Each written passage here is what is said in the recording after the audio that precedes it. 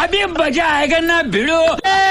ભાઈ 3 ગ્લાસ રસ મસ્ત બનાવો.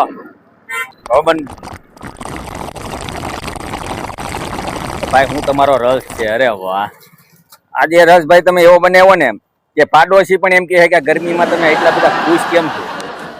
બરાબર, તમે એની અંદર ખાંડ નાખો છો.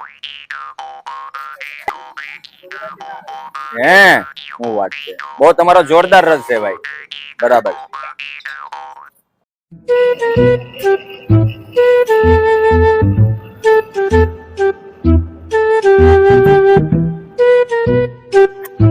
सर भाई आपका रस है ना भाई बहुत मीठा है.